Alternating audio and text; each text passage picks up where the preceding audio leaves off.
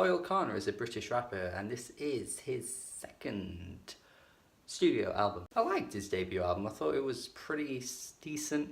I think the problem though was that it was far too somber and skeletal for me to get connected to the music, honestly. But I think he's actually improved upon that on this second full-length album here. His rapping style on Not Waving But Drowning is basically the same as what it was on his debut album, but here this time around I think the instrumentals have a little bit more to them that I'm connecting to way more than I did on the debut album. It's not necessarily a bad thing at all though that his rapping style hasn't really changed, because over this instrumentation I really dig it quite a bit. Although at times it does really feel like he's essentially talk rapping. It's very much just spoken word delivery that I think could definitely put people off, could definitely be something that puts people to sleep or whatever. But he's so interesting to listen to and so introspective with his words that I feel a little connected to him. I feel as though he's just reeling off all his thoughts to me, and I'm just sat there listening to him, and I'm just kind of like his therapist or whatever. Essentially what that Dave album was supposed to be, but it kind of fell flat on his face because Dave's delivery was so dull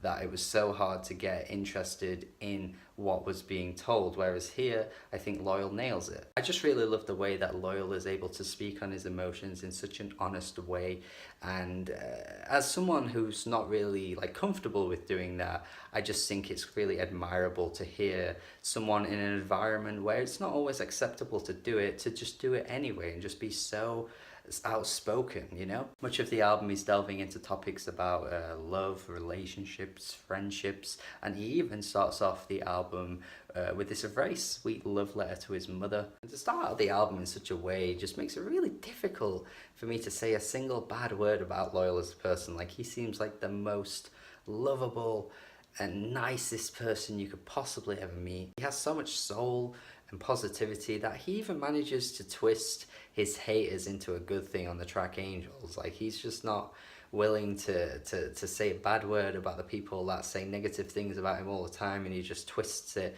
into something that makes it good.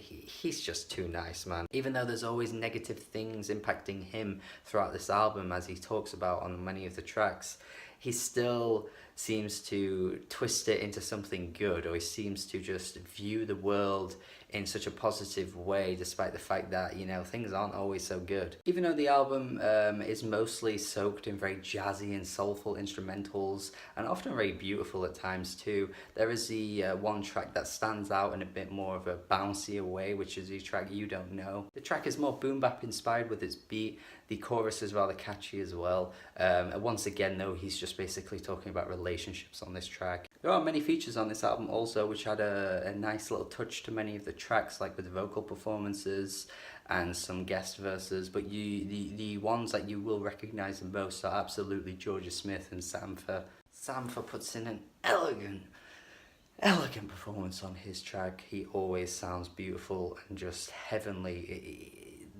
He's just an amazing performer. Like, there's no other words to use for this man. And Georgia Smith matches with Loyle Carner really well on the track Loose Ends, which was the lead single for this album, and actually ended up growing on me way more than I expected it to, because at first I thought it was just decent, but now I actually realise that them two coming together works way better than I would have imagined. It's a collaboration that I think we could see more of in the future, because they do work really well together. There isn't a credited feature on the track Ottolenghi, or as far as I can see, I can't see any features, but the performer on the chorus sounds beautiful. Like, this guy's voice sounds amazing. It is easily up there with some of the best vocal performances on the album, as I've just mentioned. It's so lovely to listen to. And that's essentially what Loyle does best across this entire album. He's just speaking on his personal life so vividly throughout the album, even referencing the fact that he has ADHD and how that impacts him day to day as well, but also just throwing in these choruses that sound beautiful, these instrumentals that are so lush. It just really works so well. And as positive as I am on this album, I do have to bring up the fact that it just falls short on a few of the songs. Like, there's only so much of Loyle Carner's voice that I can take before it does kind of start just getting a tad, just a minor, taddiest tad boring, and it actually gets just a little bit overwhelming at times as well. And it's not even like what he's saying is too deep or too personal or too hard hitting for me to handle, but it can just get a little overwhelming that he's always speaking in the same monotone voice, giving off the same issues in his life and that kind of thing. To the point where on a track like Crispy, where he even says, look, I'm just going to stop talking, I've got a lot to say, but I'm just going to let the music keep playing.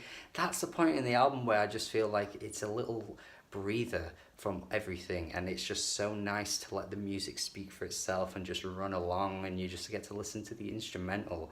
And I feel like that was one moment on the album that hit me harder than some of the parts where he's actually vividly speaking on some of his problems and that kind of thing, because the instrumentals on this thing are just that good that at times I really feel like I would rather be just listening to that instrumental breathe and go on for a little bit longer without any rapping, without any choruses, because they are just that good. Luckily though, there are other powerful moments on the album that really shine through, like on the final track where his mother returns the favour and writes a letter to him and speaks on his childhood and talks about how much she loves him and how proud she is of him. It's such a nice moment, especially when the album started off, as I mentioned earlier, with him writing a letter to her. And also the interlude track, which is actually a snippet of a poem written by Stevie Smith from like 1957, I think it is.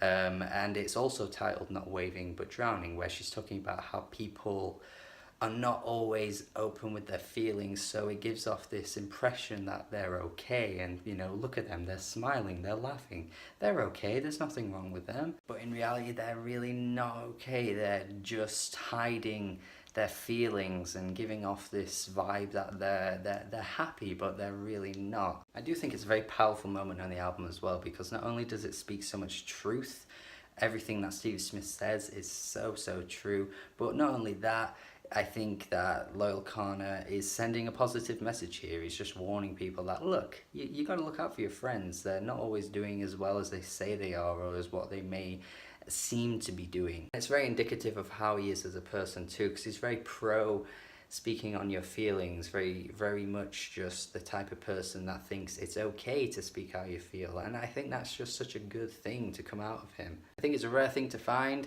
and I admire him heavily for his attitude across this entire album, and just in general as well. So yeah, it's just ever so short of being great for me, because so many tracks here are just so powerful and engaging, but yet some just don't really hit me that hard, and musically they're a bit dull at times. It's a huge shame, because this could have been an 8 out of 10, but instead it's a 7.5 out of 10 from me. I'm actually hoping that this will grow on me throughout the year, but at the same time I do kind of think that this could be an album that I don't have the urge to go back to because of those few issues. I think maybe in a month's time, will I be still wanting to listen to this? I don't know, but we'll see. But for now, I think 7.5 is the best I can give it. I do highly recommend this, so I think a lot of people will enjoy this album.